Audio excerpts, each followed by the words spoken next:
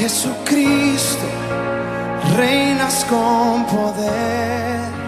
Hola maestros bíblicos, Dios les bendiga. Le hablas su pastor Gerson Cedeño. Estamos ahora explicando el estudio número 1 de Acercándonos a Jesús. Y ese estudio número 1 está basado en el Evangelio según San Juan, capítulo 1, del versículo 1 al versículo 18. Y el título de la clase es El Verbo y la Luz. El objetivo que deseamos que a la final las personas puedan conocer es presentar a Cristo como el Hijo Divino de Dios que se encarnó por amor.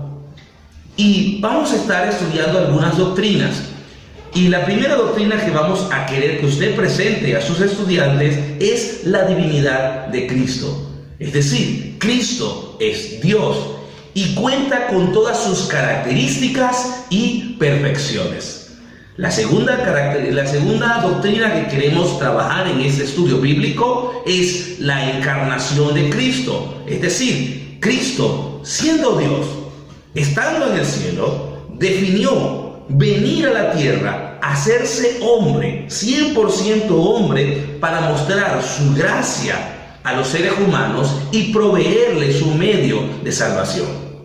La tercera doctrina que vamos a estar tocando en este pasaje es la preexistencia de Cristo o la preexistencia de Jesús. Pareciera que en la mente de muchos de nuestras personas en las congregaciones tienen como que la idea de que Jesús nace en Belén y a partir de allí pues comienza todo. Pero nosotros en este pasaje, justamente como Juan también lo quiere enseñar allí, vamos a tratar de llevar a que nuestros estudiantes puedan entender que Cristo no comenzó en Belén, que Cristo, su existencia nunca comenzó a ser, sino que al ser Dios es eterno. Y si es eterno, por lo tanto, pues Él existía antes de nacer en Belén. Y esto es muy, muy, muy importante que nosotros podamos dejar en la mente de nuestros estudiantes. La tercera doctrina que queremos que usted resalte en esta clase es la doctrina de la gracia de Dios. O sea, esa bondad de Dios dirigida a los pecadores. Aquellos que Jesús ahora decidió pagar el precio de la salvación con su muerte y regalarle la vida eterna a los seres humanos. Esta doctrina es importante, especialmente cuando les toque a ustedes presentarle a la persona que todavía no conocen a Jesús el amor de Dios. Y la quinta doctrina que queremos hacer énfasis en esta clase es, o comenzar a introducir por lo menos, es la doctrina de la Trinidad. Dios es uno, pero está a su vez consta de tres personas diferentes: Padre, Hijo y Espíritu Santo, que se relacionan entre ellos en una eterna relación de amor. Estas son las doctrinas que queremos estudiar hoy. Al final del análisis que viene a continuación, vamos a explicarles o a sugerirles algunas verdades para predicar con estas doctrinas. El Evangelio según San Juan comienza a introducir la persona de Cristo a través de dos figuras. La primera figura es la figura del Verbo y la segunda figura es la figura de la luz. Cuando comienza Juan capítulo 1, llega y dice que en el principio era el Verbo. Y nosotros en el tiempo contemporáneo en el que estamos viviendo como que no le damos mucho sentido a esto. Pero recuerden que los que estaban leyendo allí sabían de griego y la cultura griega estaba inundando todo el entorno. Así que todo lo que estaban leyendo por primera vez entendían claramente lo que nosotros hoy día no podemos entender tan claramente. Para la cultura griega y para el entorno helénico en el cual estaba allí desarrollándose la vida en Judea y en Belén, era muy claro para ellos que entender que la palabra logos, que es la que es traducida como verbo, en esa cultura era entendida como un puente entre lo trascendental o divino y lo material. Es decir, era una forma de hablar de la esencia divina. Y así lo entendían aquellas personas que la estaban leyendo. Entonces, cuando Juan utiliza la palabra logos, lo que está es queriendo relacionar en su introducción del pasaje a Jesús con su naturaleza divina. O sea, Jesús es Dios. La segunda ilustración que usa allí, o la segunda figura, es la figura de la luz. Y el estudio bíblico de hoy justamente se llama el verbo y la luz. ¿Por qué el verbo y la luz? Porque ahora la luz es presentada también como una señal de Jesús que alumbra en las tinieblas, que vence y que da esperanza, que da claridad y que trae verdad. Así que, teniendo estas dos cosas en cuenta, vamos a hablar entonces de Jesús como el verbo y Jesús como la luz también. Y vamos a comenzar con Jesús como el verbo. ¿Quién era el verbo? En este punto queremos que tú hables de la divinidad y de la encarnación de Cristo, que puedas tocar estas dos doctrinas. ¿Y por qué? Porque es importante aclarar que las características que se mencionan en el versículo 1 de Juan, allí comienza a hablarnos acerca de que Jesús es o hay algo o una persona que era el verbo. No se le podía aplicar exactamente a algo. ¿Por qué? Porque las características que comienza a presentar Juan allí son de alguien, no de algo. Así que lo que comenzó siendo una palabra, ahora se comienza a transformar en alguien, en una persona. ¿Y quién era esa persona? Según el versículo 1 dice que esa persona estaba con Dios y que al mismo tiempo era Dios. O sea, pareciera contraproducente que tú estás con Dios, pero al mismo tiempo eres Dios. Y presentar aquí al verbo estando con Dios y al mismo tiempo sea Dios, a nosotros nos introduce el concepto de la Trinidad. Porque ahora te está diciendo que había alguien que estaba con Dios, y ese alguien que estaba con Dios al mismo tiempo era Dios. Se está presentando por lo mínimo dos personas allí. Y uno puede comenzar a introducir el concepto de la Trinidad con nuestros estudiantes allí. Y en el versículo 14 dice que el verbo se hizo carne y habitó entre nosotros y vimos su gloria. O sea, ¿quién era el verbo? Bueno, alguien que se encarnó. O sea, recuerden que estamos tratando de explicar la encarnación de Cristo. Un Dios hecho hombre, un Dios encarnado, se hizo humano y nos mostró su gloria como la gloria del unigénito del Padre, lleno de gracia y verdad. Pero en el versículo 17 plantea que la gracia y la verdad vinieron por Cristo. Entonces, primero nos dice que el verbo trajo la gracia y la verdad. Y luego en el versículo 17 dice que la gracia y la verdad vinieron por Cristo. Entonces, ¿qué nos está diciendo esto? Nos está diciendo entonces que Cristo o Jesús era el verbo, ¿sí? Que se hizo hombre, que se hizo humano, que habitó entre nosotros y nos mostró su gloria. Y que esa gloria por lo menos se mostró como la del unigénito de Dios. O sea, el unigénito de Dios, que estaba con Dios y que era Dios. Maravilloso. Así que, según Juan, el verbo entonces era Jesús y era una persona de Dios que se encarnó para mostrar a los seres humanos su gracia y su verdad. Si nosotros revisamos entre los versículos 1 al 5, nos vamos a dar cuenta de varias características que tenía el verbo. O sea, Cristo, o sea, Jesús. La primera característica era que era en el principio.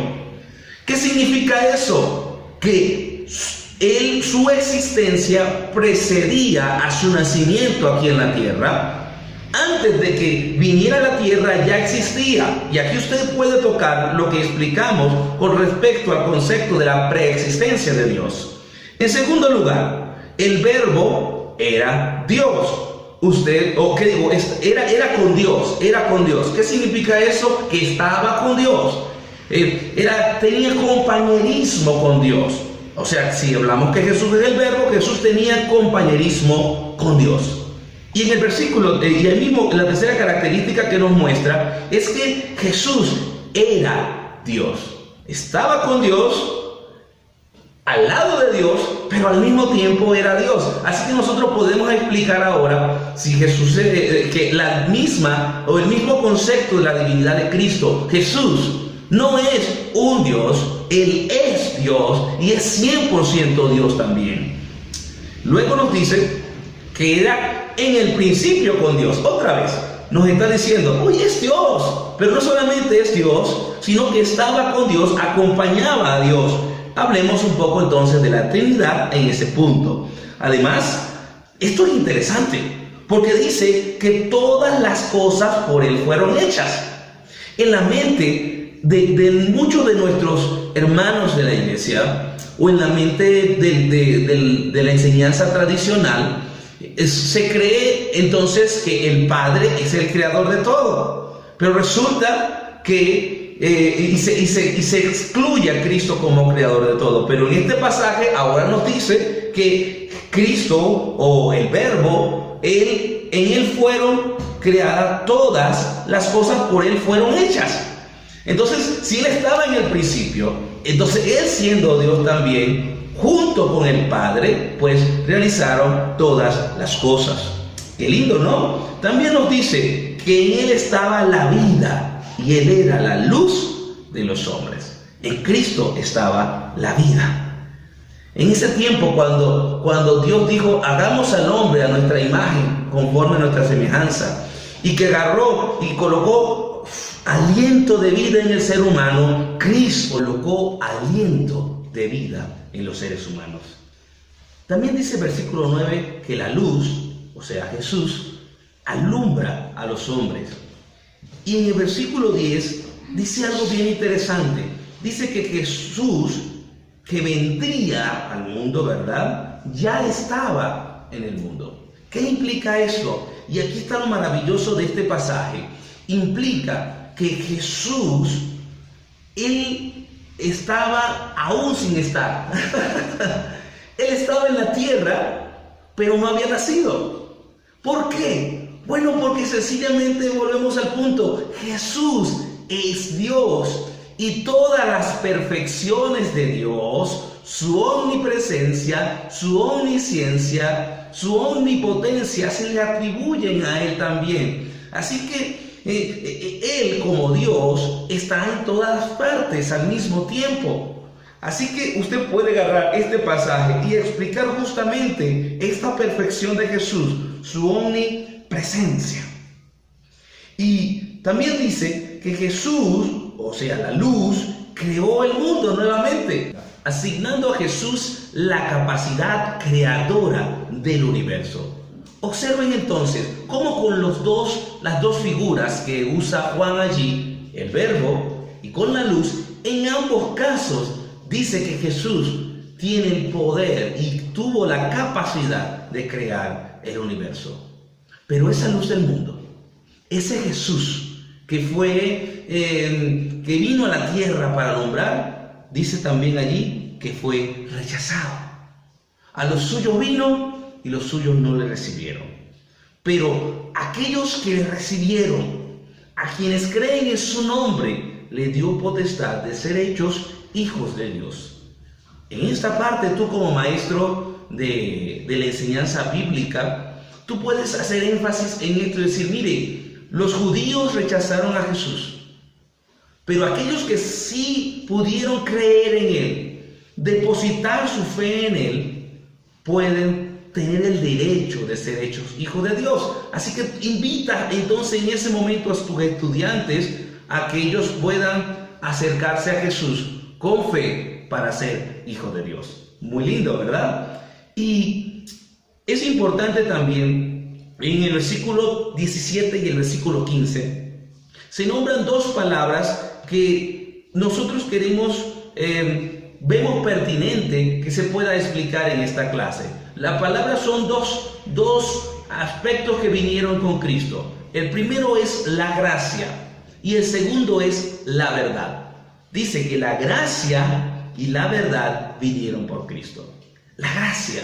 ¿Qué es la gracia? Pues el don inmerecido de Dios para los pecadores, los seres humanos.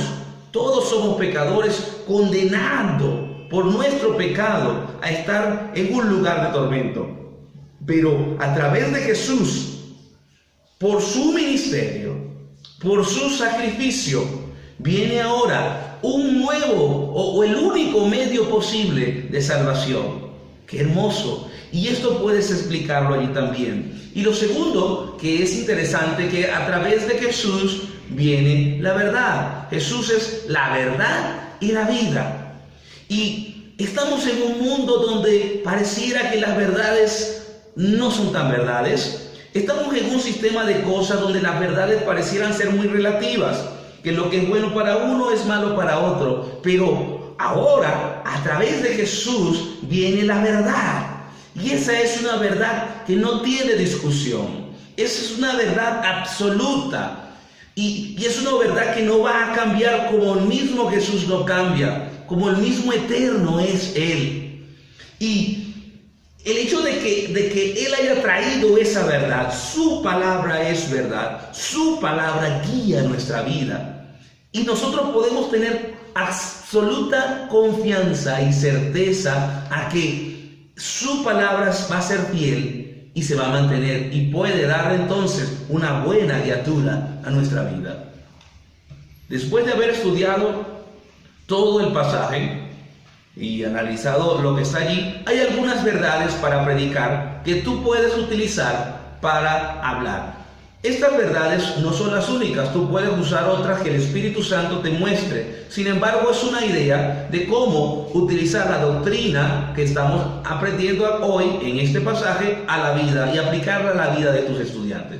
La primera verdad para predicar es: la gracia vino por Cristo. Se puede hacer énfasis en que la gracia es un don inmerecido de Dios, un regalo para los pecadores, aplicándolo a la necesidad de salvación y llamar entonces al arrepentimiento. Segunda verdad para predicar es referente a la encarnación de Cristo. Esto muestra a un Dios santo, poderoso, acercándose a la humanidad pecadora.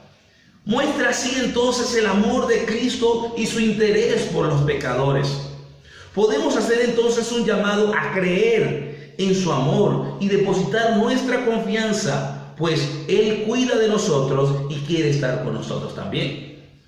Tercera verdad para predicar: la verdad absoluta sí existe y solo está en Dios.